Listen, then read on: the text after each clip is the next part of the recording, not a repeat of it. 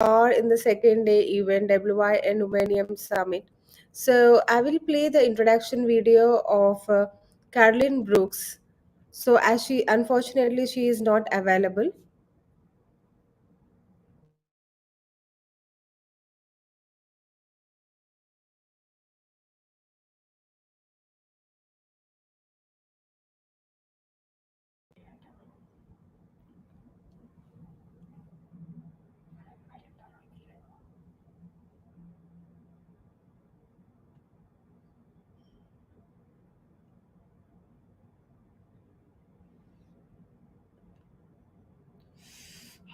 ఇప్పుడు వీడియోస్ రావు.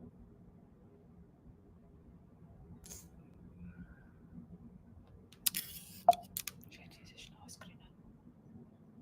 ఈ వీడియోస్ వస్తలేవు. Carolyn Brooks. వస్తుంది.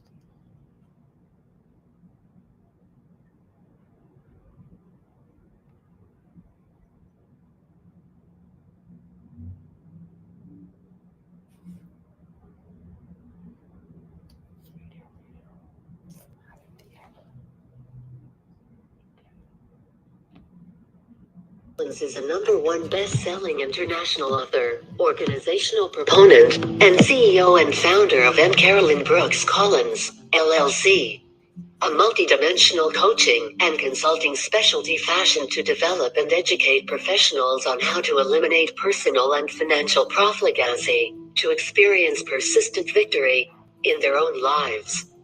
Her mantra is simple: Carolyn is passionate about empowering women to transform their lives, step into their purpose, and become financially independent. Carolyn couples her proficiency with sincere regard for education, achievement, and communal involvement. She holds a BA in accounting, an MBA in project management, and is a certified CPA, CFE, and GMA. Yielding an undeniable propensity for leadership, Carolyn holds memberships with several organizations, including the Black Speakers Network, Innovation Women, the advisory panel for the Women in Leadership Certificate Program at Georgia Southern University, and the Association of Certified Fraud Examiners, along with the GA chapter of the IF. Carolyn Brooks Collins is a certified speaker and has successfully completed programs with world-renowned influencers, such as the Power Voice with Les Brown and Lead the Field with John Tallarico, along with her current enrollment in the Global Speakers University with Dr. Cheryl Wood. Trailblazing a path for others, she developed her own program in hopes that women would find their own voice and begin their personal journey toward becoming the best version of themselves. Significantly inspired by empowered individuals dedicated to breaking barriers and reconstructing societal norms, Carolyn is committed to the goal of drawing out this same excellence in others. Carolyn Brooks Collins. Leader. Organizer.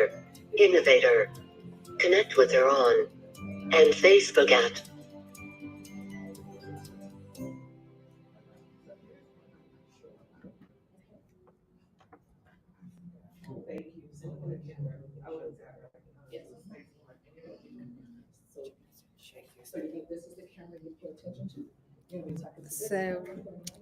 So hi.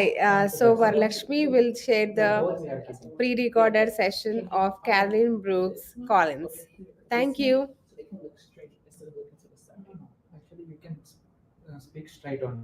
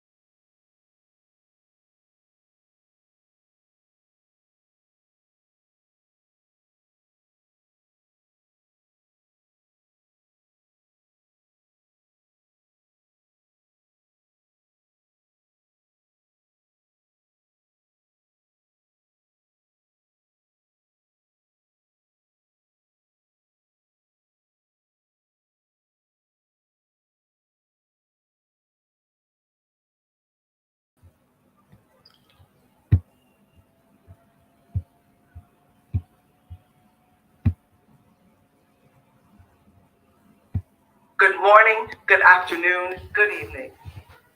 Wherever you're watching this, from wherever you are in the world, I want you to sit back, relax, and just take a cleansing breath.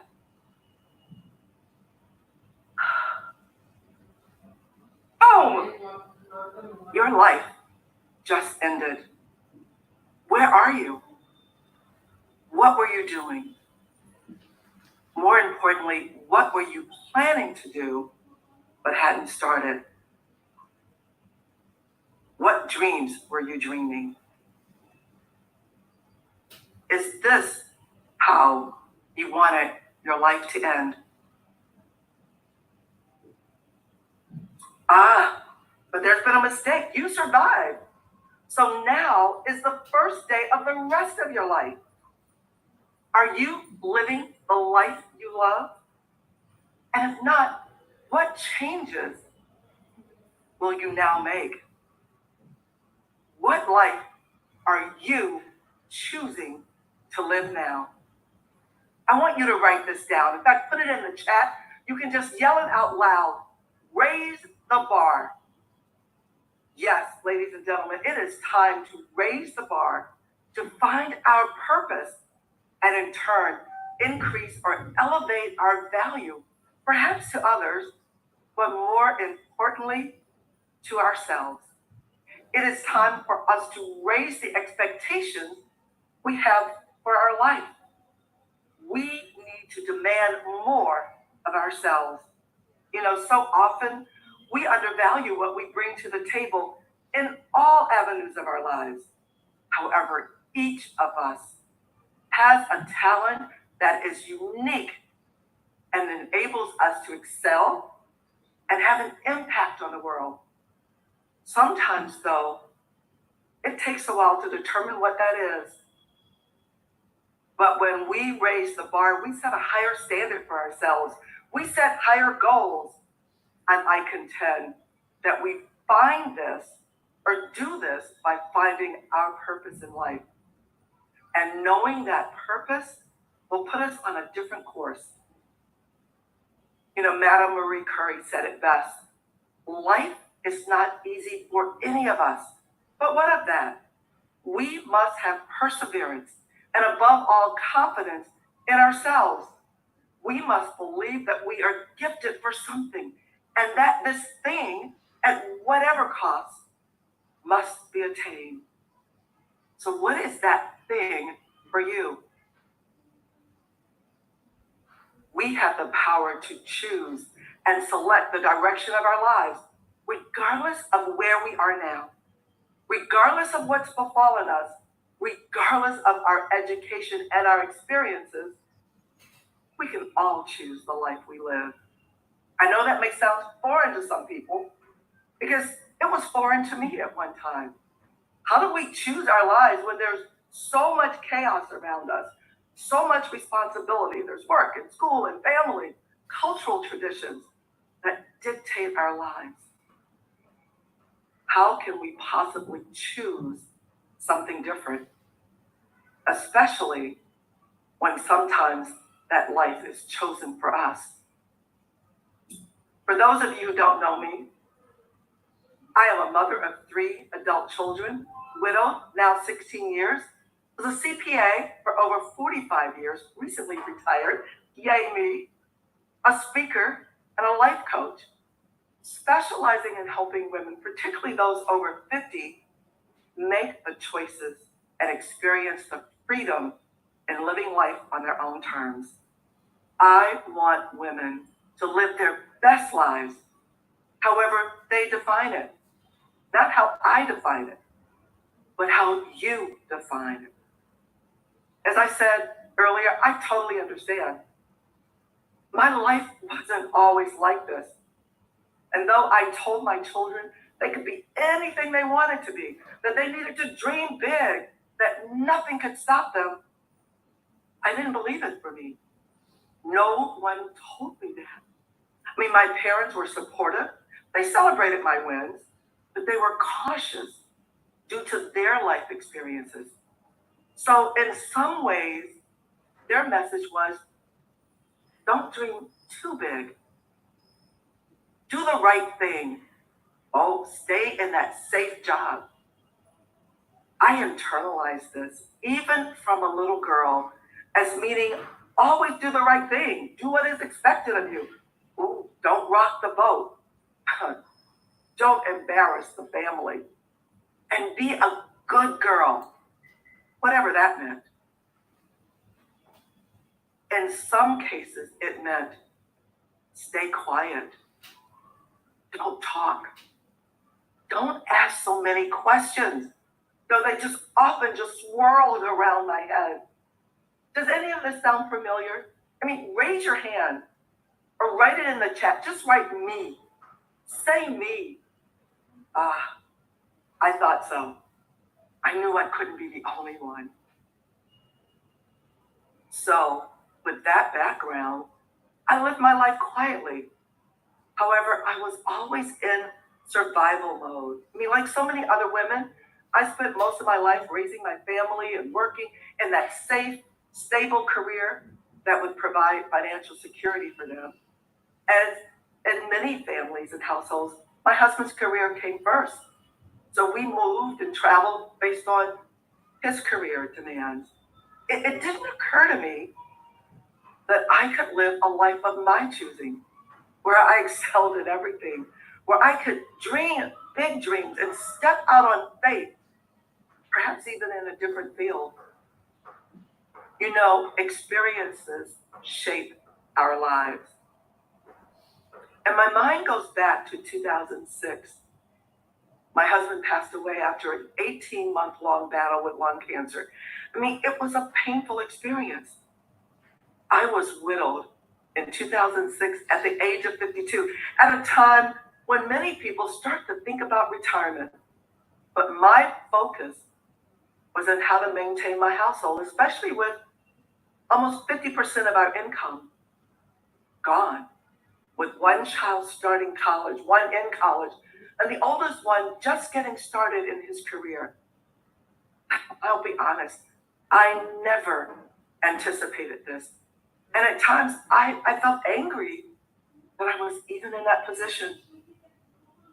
But I knew I needed to stay focused, to keep doing what I was doing, to earn a living. And that meant earning a living as an accountant.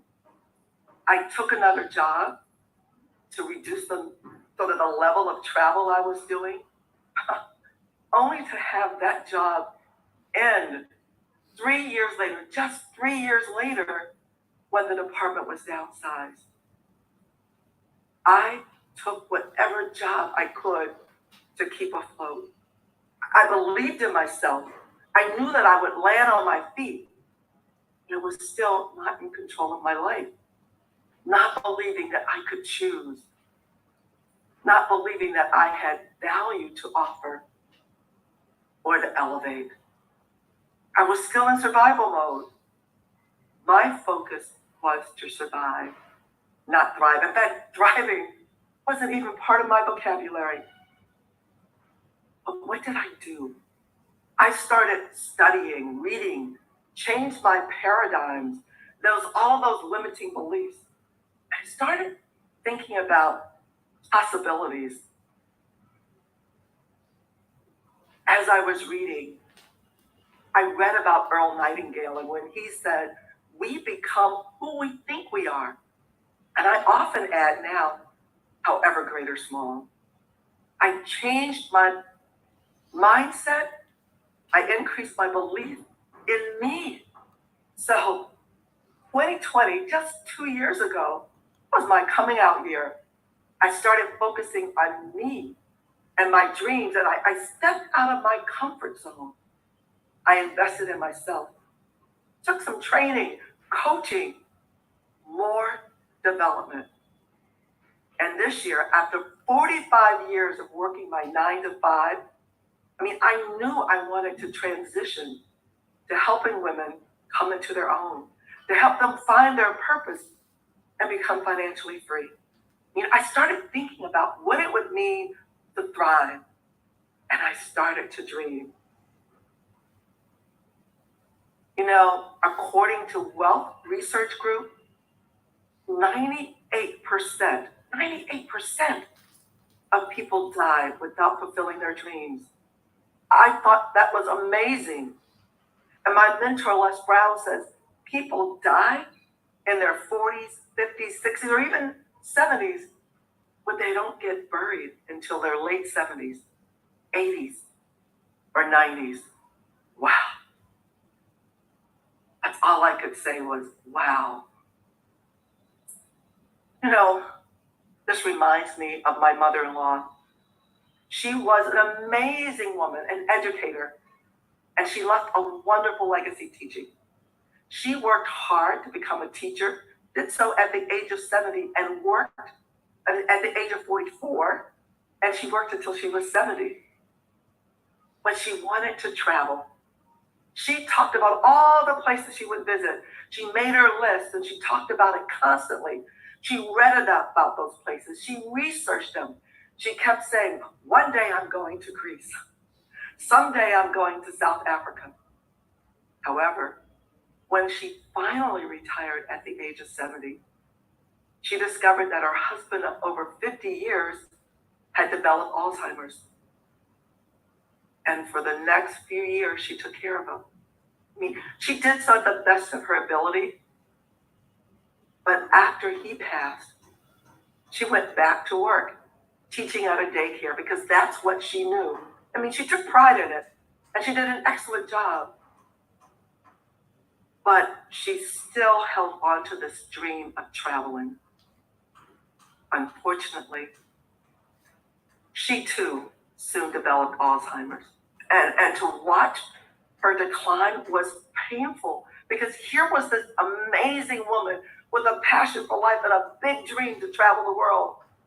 But when she passed away at the age of 94, she had never traveled.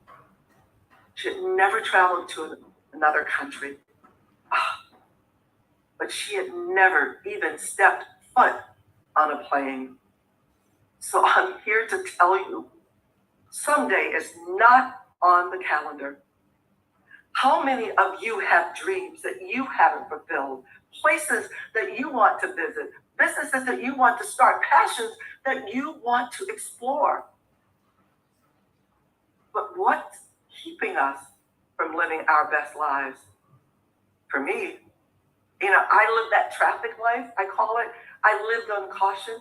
If you live in the States, you've got the green light, red light, yellow light. That yellow light is on caution.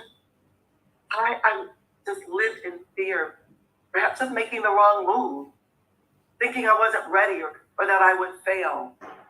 And perhaps you have that same feeling.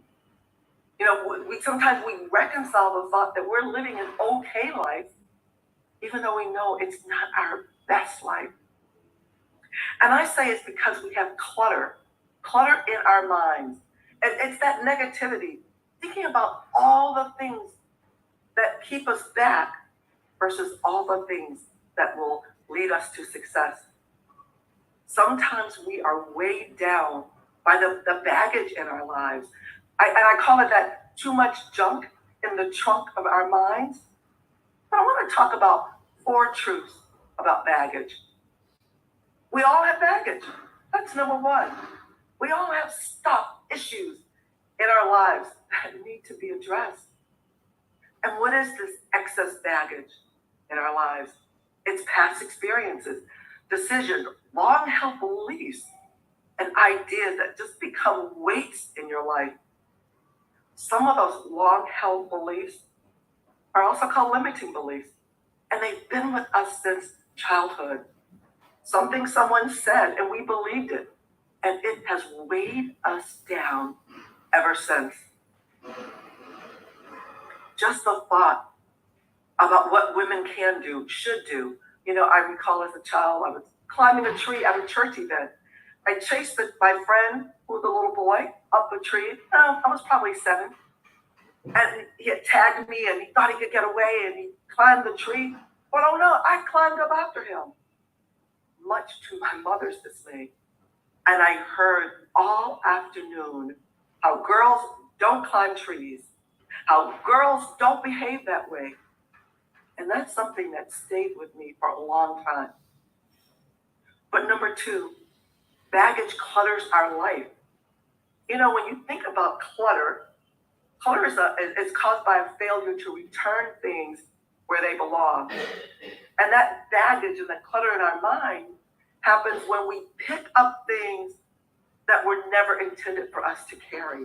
We allow those things to fester and hold us back. I mean, it could be a wounded heart, a rejection that we hang on to. It could be a rejection from work, a relationship, or even our family. But we keep playing that rejection or that baggage, that wounded heart over and over in our minds. But baggage, or that clutter of baggage, it slows us down. It limits how fast you can grow and how much you can do. It takes us off course.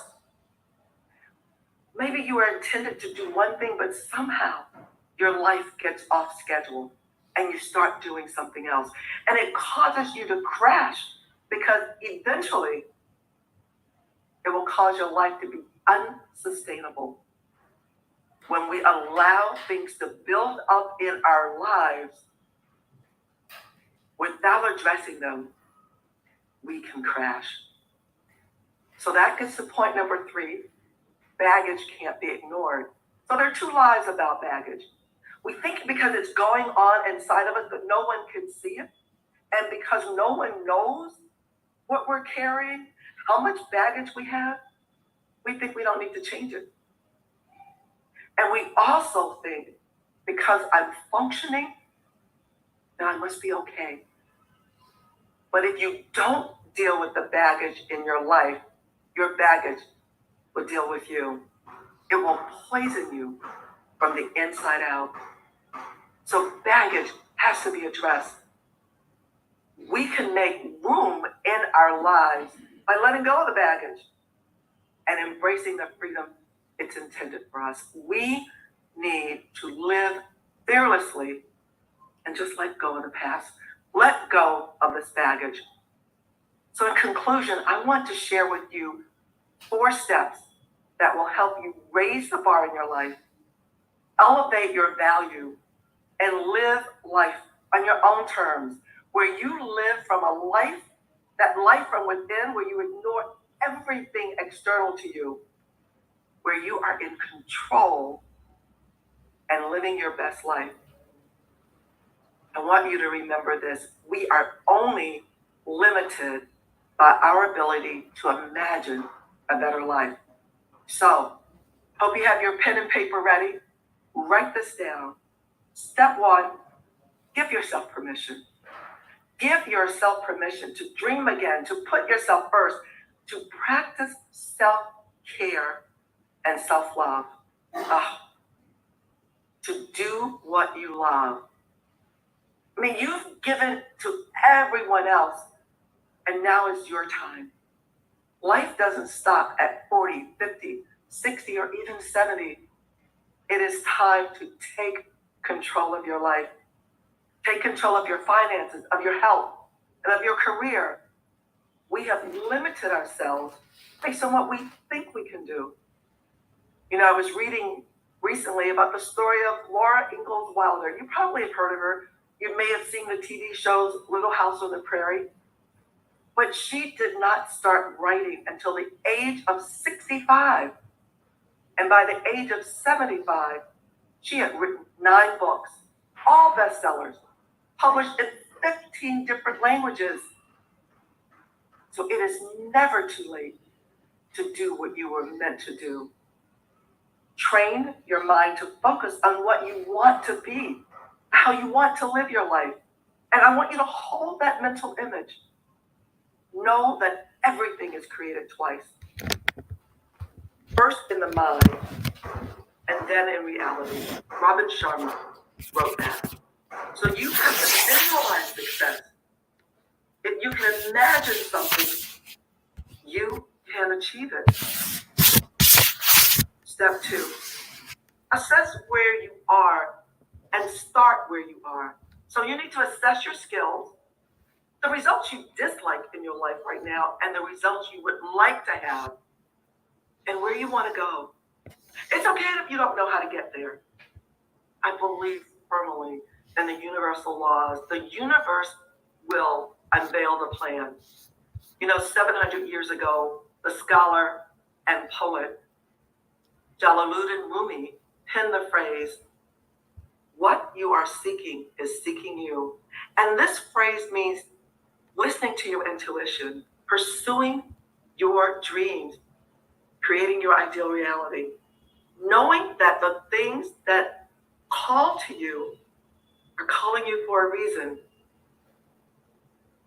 And then there's a law of vibration that says you must be on the same frequency or vibration as what you're seeking. So sometimes you have to bloom where you're planted. You may have heard that phrase, the grass is always greener. Well, somewhere else, but because it's well tended, someone's taking care of it. So stop thinking about other people, where they are, what they're doing. Comparison is the thief of joy. Comparison changes your focus, and your focus determines your direction. You have to know that your only competition is the person in the mirror. You are your only competition. That third step, create an action plan. Think of the steps you need to take and achieve the goal you have. Who do you know that's going or doing what you want to do?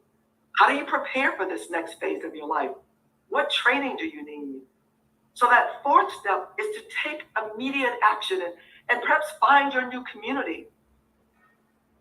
According to the law of action, you need to take action steps toward your wants in order to manifest them. So don't procrastinate. Again, find a group of people heading in the same direction as you. It could be a different group, but these are people who are going to encourage you to grow and dream and prosper. Focus on what you want and where you're going. So often we have limited ourselves based on what we think we can do. But you can do more than you have done. You are capable of living your best life. So I'm going to leave you with this. When I was, 8th grade, I was probably, 13, 14. For some unknown reason, I decided to try out for the track team. Anyone who knows me now knows I cannot run. So why I did this, I don't know.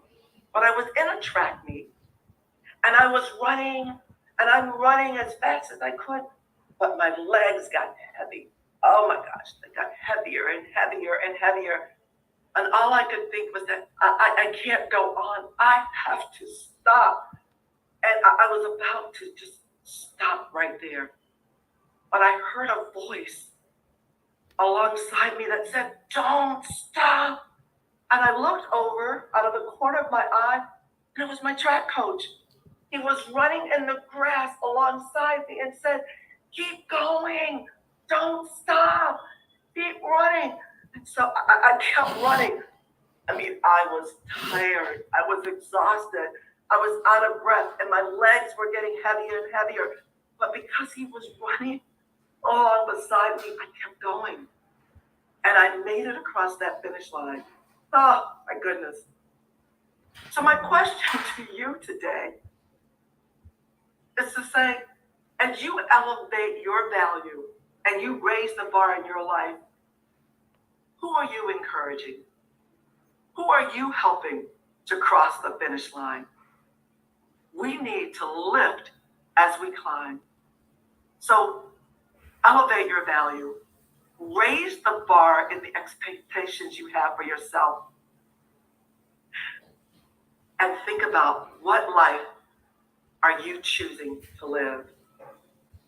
Thank you so much. I would love for you to reach out to me at carolynbrookscollins.com, and we can work together as you choose to take control of your life.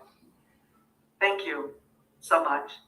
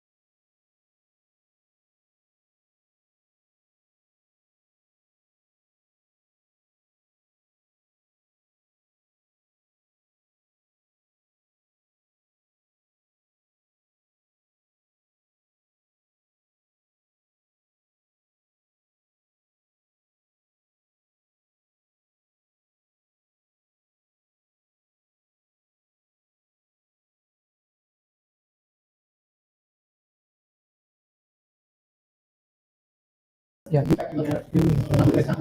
okay, and we'll start the streaming here. Okay, Hi, just two everybody. minutes. So, Wait for we are 2 minutes. done with this pre recorded session of Karen Brooks. So,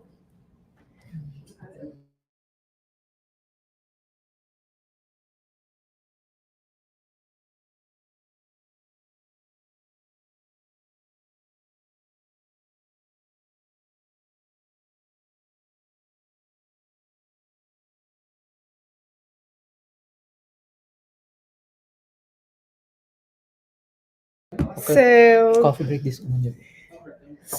and let's have a 20 minutes of coffee break. So, we'll get back in 20 minutes.